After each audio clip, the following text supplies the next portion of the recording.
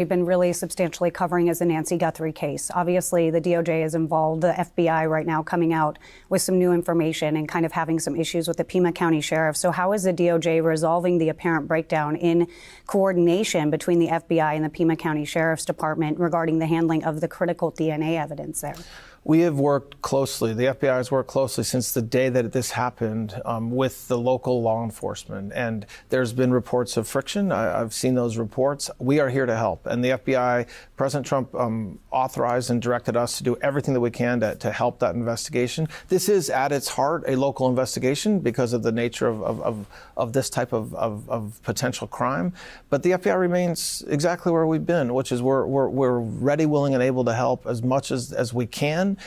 We don't like interagency squabbles. Nobody likes that. That doesn't help the investigation. But we are in a complete cooperative mode with the local law enforcement. Do you think that the FBI should take over the investigation? Well, I don't think or not think that. I think that any investigation like this should be done by a coordinated approach, right? There's tools that the local law enforcement has that the FBI doesn't have. There's tools that the FBI has that local law enforcement doesn't have. So in any investigation like this, it's not somebody taking over or taking a back seat. It's working together to solve the crime. Several detectives. I believe that it was just simply there was no real information sharing. Those first few weeks, particularly the first week, it was described to me as, frankly, a shit show. Those are the words they used.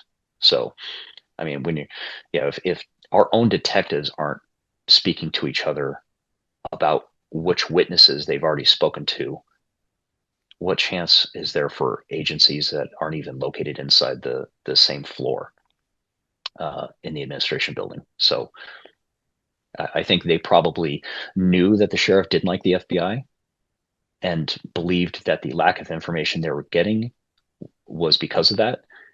And in reality, it's just through leadership and competence. I believe he still harbors some of that resentment, and perhaps some of that played here. But again, to be fair, it sounds like the DNA was already on its way to the lab. Now, don't get me wrong. I think once the video was released with the perpetrator on the stoop, I think that was the time that it probably should have been decided to hand this over to the feds completely and us take a support role. But that decision was made differently. So you think it should have been handed over fully? Absolutely. I mean, you heard the director in his interview. He had hundreds, plural, of agents ready to assist. I think we have 96 detectives. If we put every detective on this case, it still wouldn't match that amount of manpower. And I am fairly confident that they would have better tracking for the investigation than what we displayed inside. So I think it would have been in the best interest of the case to hand it over. But 2 interviews, 2 completely different stories, and somewhere in between them is the truth about why Nancy Guthrie's case may already be compromised. Acting Attorney General Todd Blanch sat down this week and gave us the most carefully worded, diplomatically scrubbed version of events you will ever hear, almost like he was trying to put out a fire that Kash Patel started. No accusations, no confrontation, just, we're in cooperative mode. Which sounds great until you hear what Sergeant Aaron Cross, an active sergeant and union president inside the Pima County Sheriff's Office, says about all this. Cross described the first week of this investigation as told to him by several detectives he spoke to, and I'm quoting him directly, a shit show. Not because the FBI was intentionally boxed out, but because the department couldn't even communicate with itself. Detectives showing up to interview witnesses who'd already been interviewed 4 or 5 times. A supervisor running homicide who had never investigated a homicide.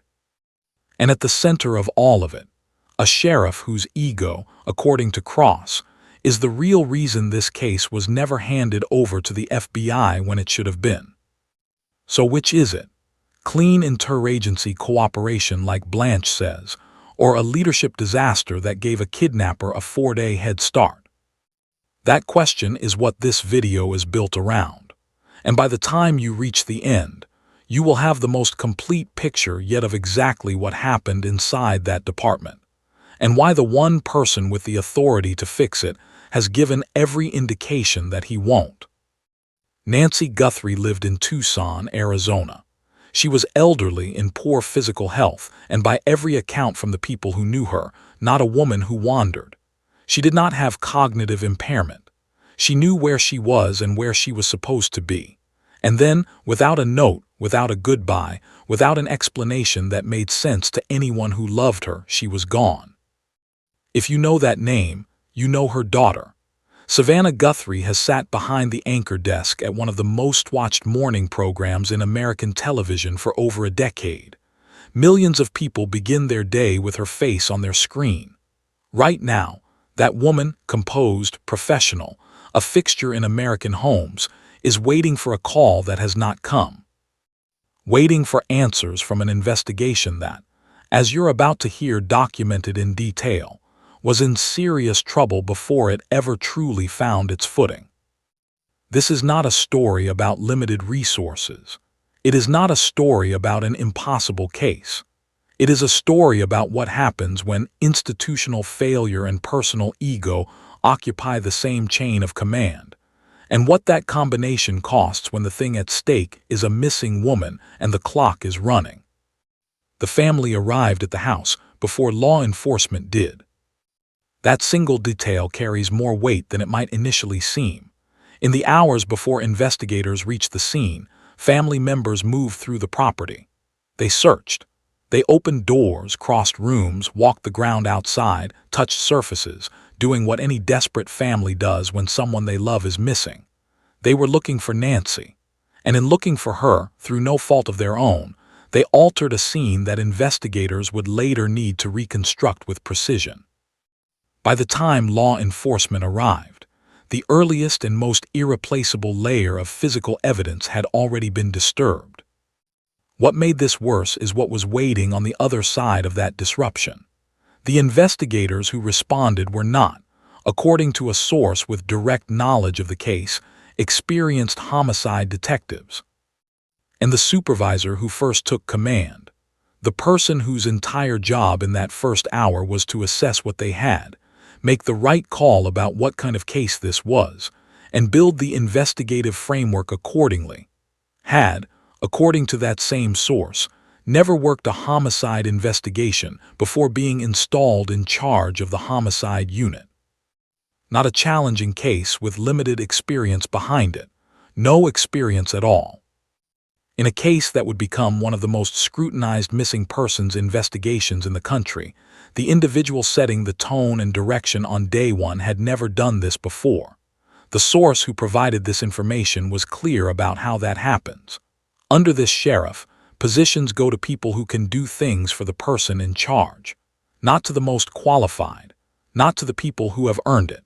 The right relationship outweighs the right resume. That is not an abstract institutional complaint. In a missing persons case, in our one, it is a variable that directly affects whether the person is ever found. The call that supervisor made and held was that Nancy Guthrie had walked away. Search and rescue, not criminal investigation. Resources were deployed accordingly. A helicopter went up. Dogs were sent out. Teams worked the surrounding area. All of it operating under the framework that an elderly woman in poor health had wandered from her home and needed to be located somewhere nearby. The scene itself was not treated with the evidentiary urgency a potential abduction demands. Evidence collection was incomplete. Investigators would return to that location not once but multiple times across the days that followed, each return an acknowledgement, quiet but undeniable, that what had been gathered the first time was not enough. There are competing accounts of what the family communicated to investigators in those opening hours. One version holds that they were pushing back from the start, insisting that Nancy would not simply walk away, that she had no cognitive issues, that something was wrong.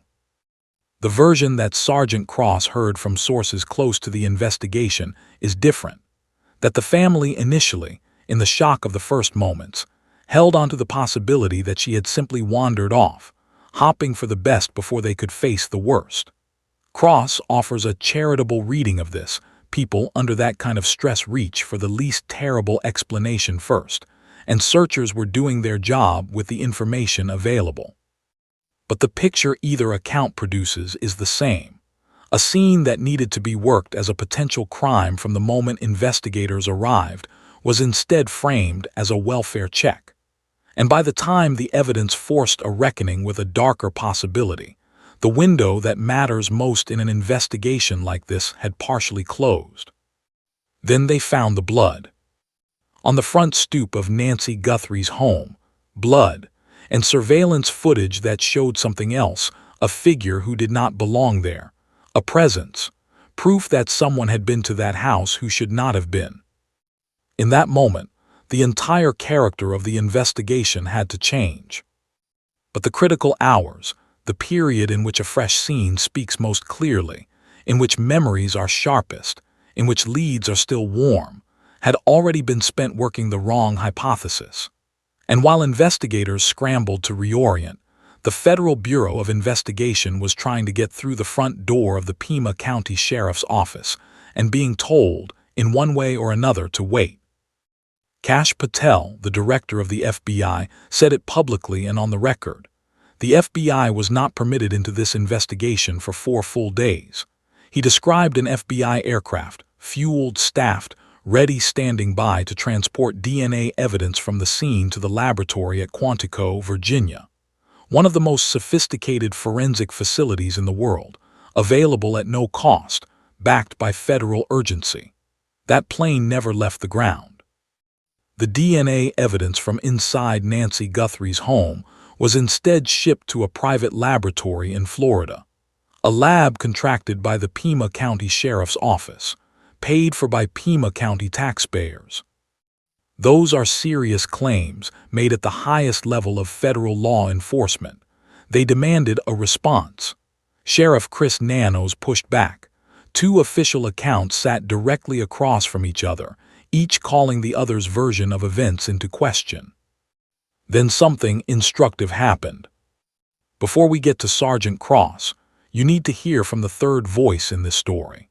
Because in the days after Patel's public statements, another extraordinarily senior federal official, one who sits above the FBI in the chain of command as head of the entire Department of Justice, sat down to address the Nancy Guthrie case publicly. And what Acting Attorney General Todd Blanch said, and more specifically how he said it, is something that people following this investigation closely should not let pass without examination.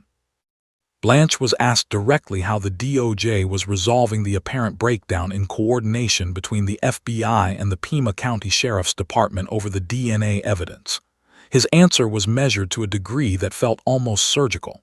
He said the FBI had worked closely with local law enforcement since the day it happened. He acknowledged reports of friction. He said the FBI remained ready, willing, and able to help. And then, we don't like interagency squabbles. Nobody likes that. That doesn't help the investigation, but we are in complete cooperative mode with local law enforcement. When asked whether the FBI should simply take over the case, he declined to go there. He said it was not about taking over or anyone taking a back seat. He said it was about working together, the right tools for the right job. Now hold that against Kash Patel's account. The FBI director described a plane on a runway, a 4-day lockout, and DNA redirected away from Quantico. The acting attorney general described cooperative mode and working together. Both men occupy positions at the absolute top of federal law enforcement, and they are not describing the same situation. One of them is managing a public narrative with extreme care. The question is whether that careful management reflects a genuine improvement in the relationship between these agencies, or whether it reflects an institutional calculation that the confrontation Patel started publicly is doing more damage to an already fragile investigation than the original problem did. The answer to that question becomes clearer once you hear what is happening inside the sheriff's own department. Sergeant Aaron Cross is a current sergeant with the Pima County Sheriff's Office and the president of the Deputies Union. He has no reason to protect Chris Nanos. He says so at the outset, unprompted. He is, in his own words, calling balls and strikes. When Patel's comments came out, Cross did what investigators do. He started making calls, asking questions, talking to detectives who were close to the case during that first week. What he found does not validate Patel's account entirely, and it does not vindicate the sheriff. The truth, Cross concluded, sits between those two positions, and it is damning in its own right. The investigation in the days following Nancy Guthrie's disappearance was, in the language of the detectives who lived through it, a shit show.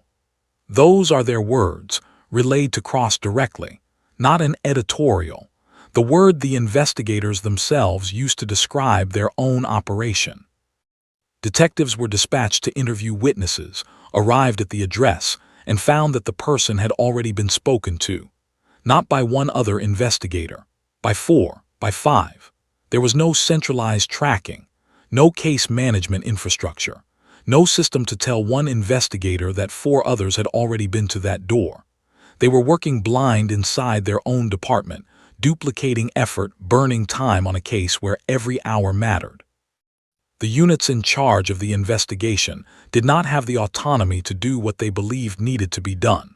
They were receiving orders from command staff, being redirected, sent on what one detective described, in language Cross quoted directly, as little side quests, while the foundational investigative work demanded by a case of this magnitude went undone or was done in fragments. If that is what coordination looked like between units inside the same building, on the same floor, working for the same badge, consider what coordination looked like between that department and a separate federal agency trying to partner from outside. The FBI's experience of being shut out was real. Cross does not dispute that the federal agents felt that way.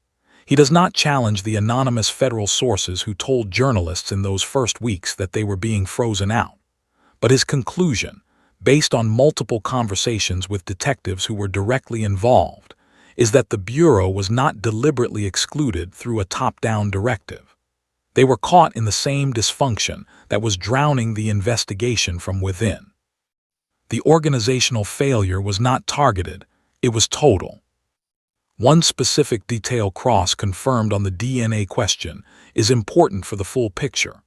By the time the FBI was genuinely partnering with the sheriff's office in any meaningful way, the DNA evidence from inside Nancy Guthrie's home had already shipped to Florida. The plane Patel described, that aircraft on the runway, was sitting there after the evidence it was supposed to carry had already left. Items recovered afterward, including the gloves, could potentially still have been sent to Quantico, but the primary material from the scene itself, gone to the private lab before the Bureau had a real seat at the table. In fairness, DNA experts consulted on this case have noted that some private forensic laboratories have capabilities equal to, or in some cases more current than Quantico's. The quality of analysis is a genuinely uncertain question. What is not uncertain is that the private lab charged money. Quantico would have been free. And if you are a man who spent the better part of a decade nursing a documented contempt for the FBI, a man whose face, according to Cross, visibly displayed that contempt during a local television interview from 2016, choosing to pay for private analysis when a free federal lab is offering to take the work looks less like a logistical decision and more like a refusal. There is one moment from those early weeks that makes the dysfunction concrete in a way that is almost impossible to comprehend. A neighbor of Nancy Guthrie's, someone with potential knowledge about what happened, was approached by an individual who identified themselves as an FBI agent. The neighbor was not sure the person was legitimate. She reported her concern. The Pima County Sheriff's Office launched a formal investigation into whether a fake law enforcement officer had been interviewing case witnesses. They sent personnel to the neighbor's home. They fingerprinted the property. They committed investigative time and resources to determining whether a federal impersonator was operating in the neighborhood. The individual was a real FBI agent. Two agencies so completely isolated from each other's operational activities that one department launched a formal investigation targeting the other's own personnel as a criminal suspect. The left hand did not know what the right hand was doing. It was trying to arrest it. And while all of that was happening, while detectives were going in circles, while the sheriff's office was fingerprinting a neighbor's house to catch a fake agent who wasn't fake, the trail was getting colder. To understand the root cause beneath all of it, you have to go back almost a decade. In 2016, the FBI opened a RICO investigation into the Pima County Sheriff's Office. The focus was misuse of funds. One chief was indicted. A second chief died by suicide. Chris Nanos, serving as interim sheriff at the time, was implicated. Not charged, but implicated. His name was in the room. And the investigation reached in his direction and left a mark he has apparently never stopped feeling. There is video from that period, a local television interview in which Nanos made his feelings about the FBI unmistakably clear. Cross describes the contempt on his face as visible, something you don't need to interpret, you simply see it. The dismissiveness in his voice, Cross says, was unmistakable. Cross believes, and says nearly everyone inside the department shares this view, that Nanos holds the FBI directly responsible for the damage done to his standing and his career in 2016, and that when the Bureau arrived after Nancy Guthrie disappeared, offering a plane and Quantico and hundreds of agents, the man with the authority to open that door had spent 9 years building a wall where it used to be. Sergeant Cross was asked directly whether Chris Nanos would ever voluntarily hand this case over to federal authorities. No, never. Why, with the national attention, the federal pressure, a missing woman still unaccounted for? The sheriff's ego, Cross said, is difficult to describe the size of it. Public pressure was raised as a possible forcing mechanism. Surely the scale of scrutiny on this case, the FBI director speaking out, Savannah Guthrie's name attached to it, the eyes of the country on Pima County, creates a threshold even this ego cannot hold against. Cross considered the question carefully. He said he doesn't know what level it would need to reach. He said he hasn't seen it yet. And Nancy Guthrie is still missing. If we look into what was happening inside that department at a human level while all of this was unfolding, into a pattern of conduct that follows this sheriff from state to state, into a sworn document submitted to the Board of Supervisors, and what that document may have just cost him legally. There is a structural reality at the heart of this case that makes everything else in this story land harder. The FBI cannot take over this investigation, not because they lack the will, not because Kash Patel hasn't made his position publicly and loudly known, not because the resources aren't there. The director said himself he had hundreds of agents ready to deploy. The FBI cannot take this case because of jurisdiction.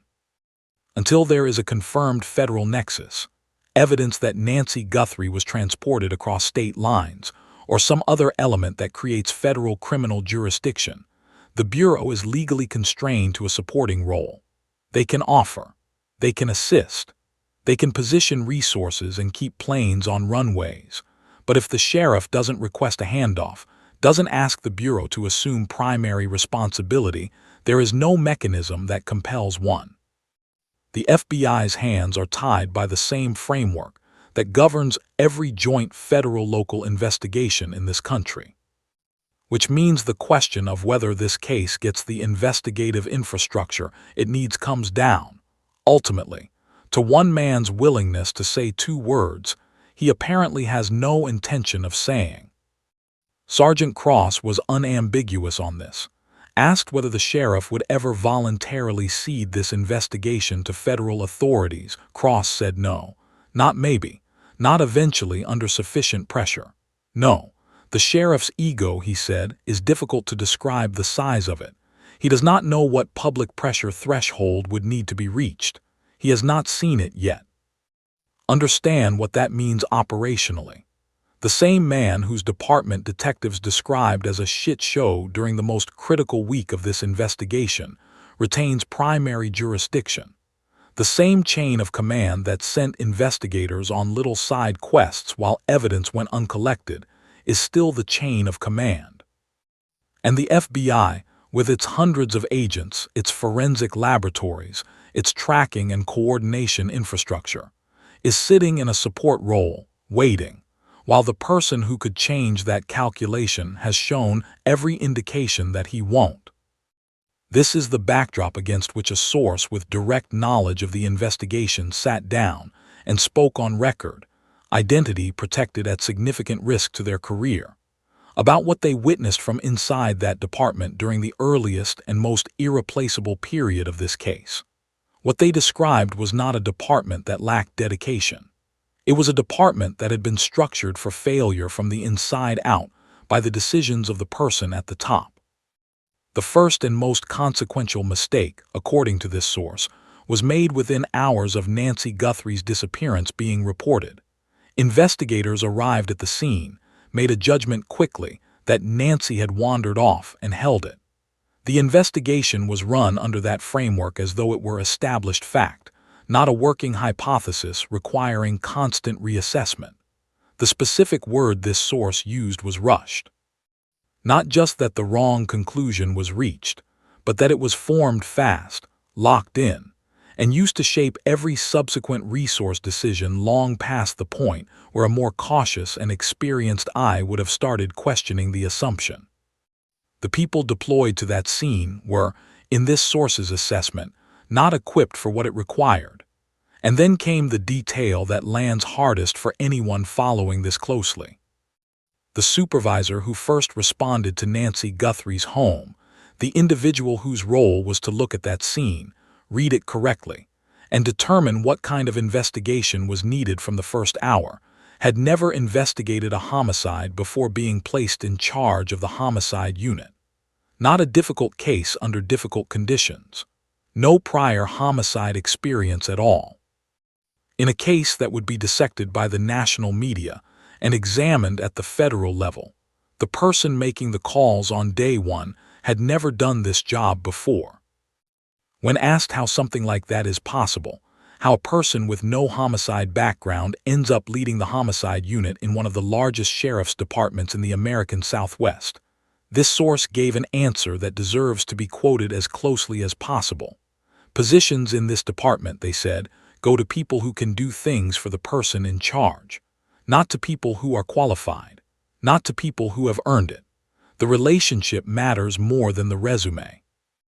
That is not an abstract critique of institutional culture. In a specific case, on a specific day, it is a variable that affects whether a missing woman is found, and it produced specific, documented failures. Detectives returned to the scene not once but several times in the days after the initial response. Each return was an acknowledgement, implicit but undeniable, that what had been collected the first time was not sufficient, that the scene had not been handled with the evidentiary urgency it required.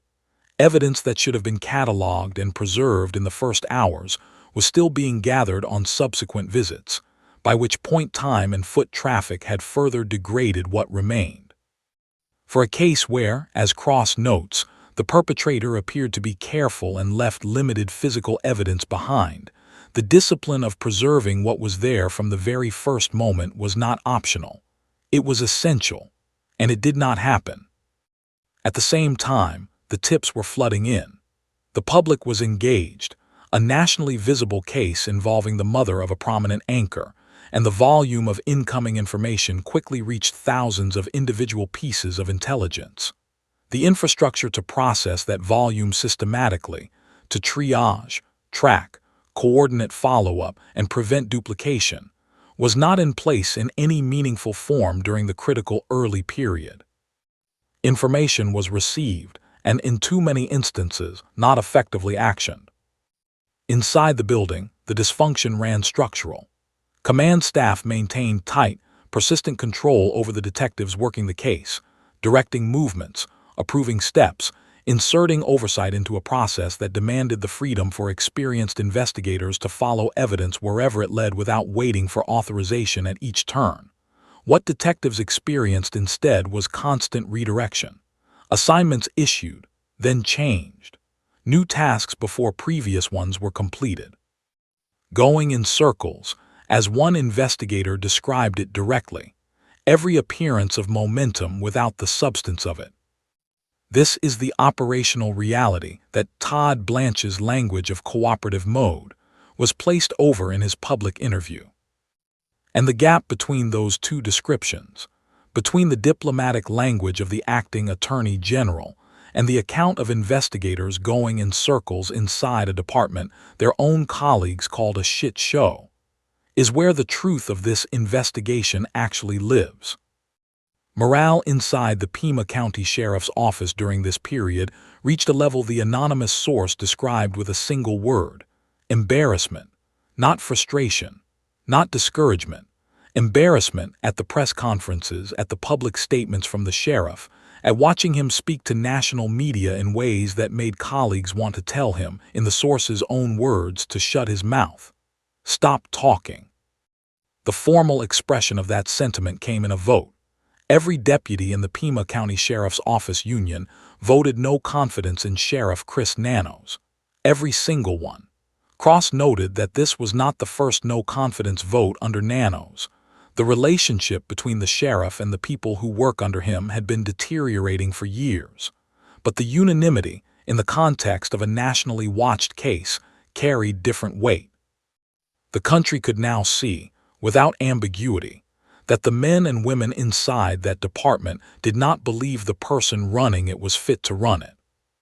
Nanos was not without awareness of the institutional pressure accumulating around him. The Board of Supervisors, exercising authority under Arizona state statute, formally demanded a written response from the sheriff addressing the handling of the investigation and the concerns that had been raised publicly. That response was submitted, and then something happened that transformed his situation from one of institutional embarrassment into potential criminal exposure. The original response Nanos submitted was not properly sworn to as the process required. It lacked the necessary notarization, a procedural gap, the kind that might have been quietly corrected, but Nanos subsequently filed an affidavit, a sworn statement under oath, attesting that the contents of his original communication were true. The problem is that his original communication contained statements that were not true, not competing interpretations of ambiguous events, statements that are, in Sergeant Cross's characterization, materially false, provably false, and verifiably incorrect, the kind that leaves a documentary paper trail. In the state of Arizona, submitting a sworn statement to contain false information has a specific legal designation. It is perjury. It is a felony. The Pima County Sheriff's Office Deputies Union sent a formal letter to the Board of Supervisors requesting that the matter be referred to the Arizona Attorney General for a criminal investigation into whether Sheriff Chris Nanos committed felony perjury. That letter was sent. That referral was formally requested. The board meeting to address it was on the calendar. The sitting sheriff of Pima County, the man with primary jurisdiction over the investigation into Nancy Guthrie's disappearance, was facing a formal request for a felony criminal investigation, initiated by his own deputies. To understand why none of this surprises the people who have worked alongside Chris Nanos, you have to go further back than 2016. You have to go to El Paso. Before Nanos came to Pima County, he had a law enforcement career in Texas. What is documented in that background, Cross stated on the record, should have prevented him from ever being certified as a law enforcement officer in the state of Arizona. Cross described it plainly.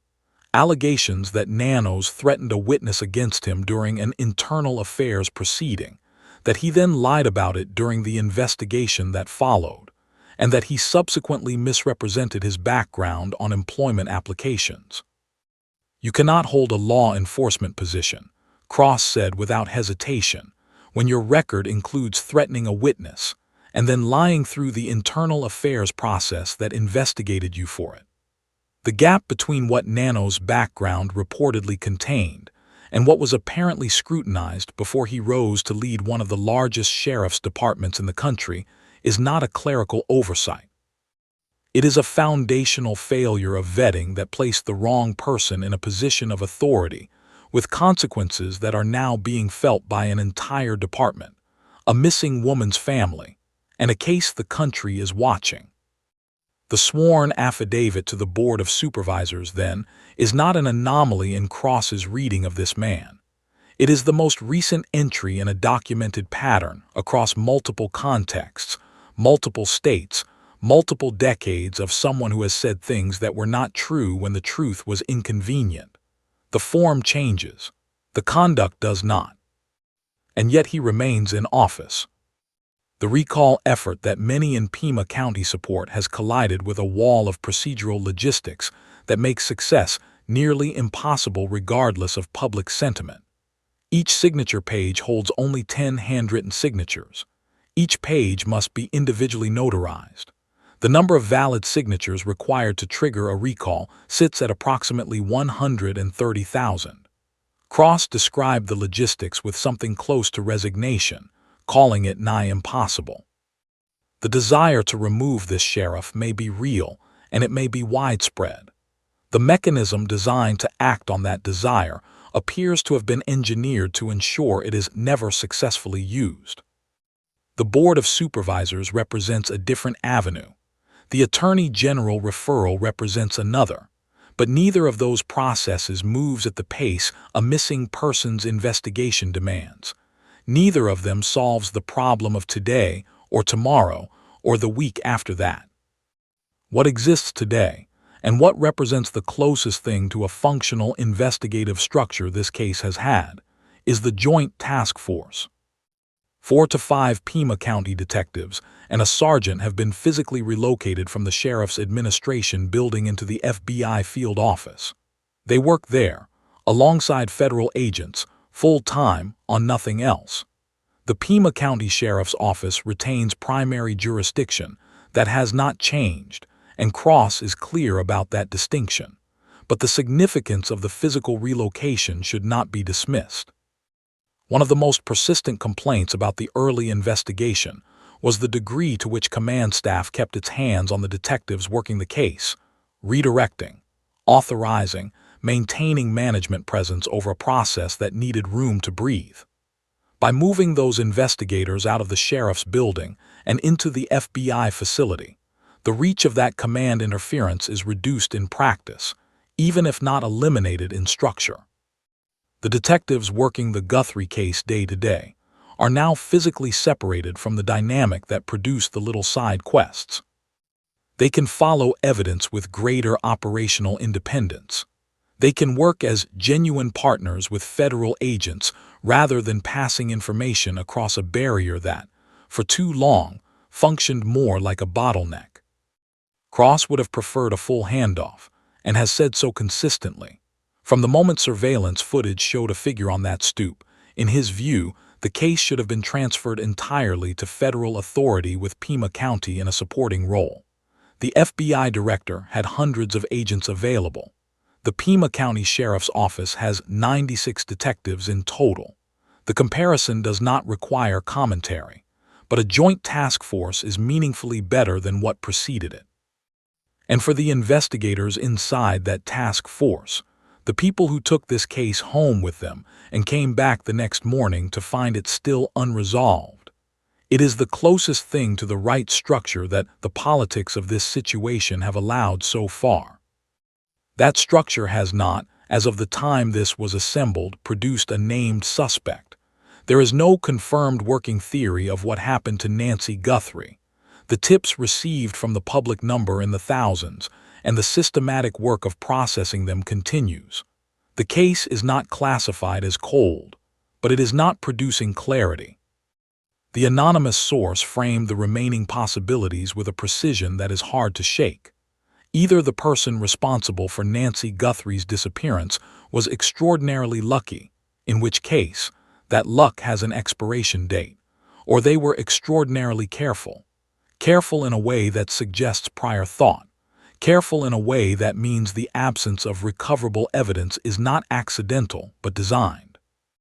If that second possibility is the truth, then this investigation is not simply waiting for a break. It is working against someone who anticipated the investigation and planned for it. That thought placed alongside everything else documented here is the hardest thing to sit with. Because if the perpetrator was that methodical from the beginning, then the chaos of those first days, the inexperienced supervisor, the walk-away framing, the FBI held at arm's length, the detectives going in circles, the evidence gathered in pieces, did not merely fail Nancy Guthrie administratively. It may have been the margin, the difference between a solvable case and an open one. The window that existed and was not fully used while there was still time. There are people inside the Pima County Sheriff's Office who understand this, who have understood it since those early days and have carried it quietly while continuing to work. Walking on eggshells was the phrase the anonymous source used. An entire department, in the middle of a case the country was watching, walking on eggshells around the person whose decisions created the conditions they were all now trying to work within. They thought about Savannah Guthrie throughout all of this. They thought about what she must be watching, the no-confidence vote, the federal statements, the jurisdictional arguments playing out in public while her mother remains unaccounted for. She has not spoken out against the sheriff. She has not used whatever leverage her public platform might offer to turn this into a confrontation about the investigation's failures. The people inside that building believe they understand why. Making this about the dysfunction does not bring Nancy home, so she watches and waits.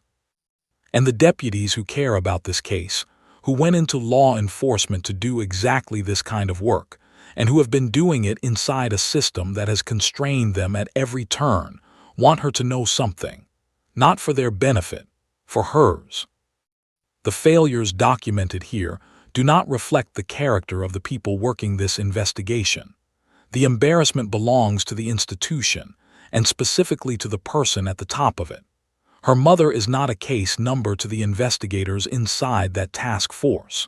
They are, in every way available to them within a broken structure, completely with her and her family in this. Nancy Guthrie is still missing. The investigation continues. The task force works. The tips get processed one by one. And somewhere in Pima County, the question of what happened to a woman who deserved far better than what this case delivered is still waiting for an answer. If this case matters to you, and it should, stay engaged. Subscribe to Crime Unresolved TV and leave a like on this video. It keeps Nancy Guthrie's name in front of the people who need to hear it, and it keeps the pressure exactly where it belongs.